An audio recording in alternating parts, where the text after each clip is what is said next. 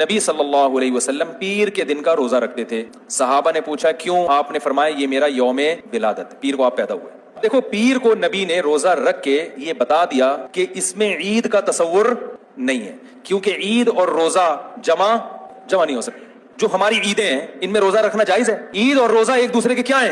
Opposite. کیونکہ عید ایک خوشی کا دن ہے اور اس کو سیلیبریٹ کرنا ہے، تو سیلیبریٹ جو کیا جاتا ہے کھا پی کے کیا جاتا ہے یا بھوکا رہ کے کیا جاتا ہے. اس لیے 12 ربیع الاول اگر نبی کا یوم ولادت ہے بھی تو بہت کچھ بھی اگر کرنا ہے تو روزہ رکھنا.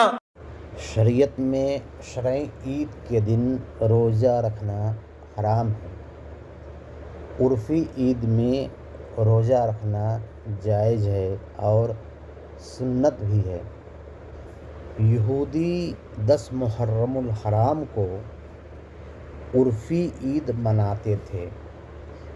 موسیٰ علیہ السلام کی فرعون کے مقابلے میں فتح ہونے پر، اور اس عید کو وہ روزہ رکھ کر سیلیبریٹ کرتے تھے. رسول اکرم صلی اللہ علیہ وسلم نے فرمایا میں یہودیوں سے زیادہ موسیٰ علیہ السلام کی فتح کو سیلیبریٹ کرنے کا حق رکھتے ہیں، اس لیے ہم بھی 2 روزہ رکھ کر اس فتح کو سیلیبریٹ کریں گے.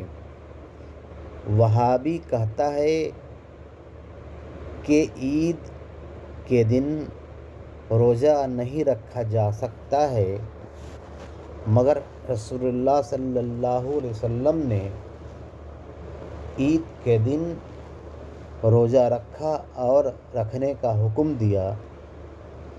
کس کی اتباع کی جائے، وہابی کی یا نبی علیہ السلام کی؟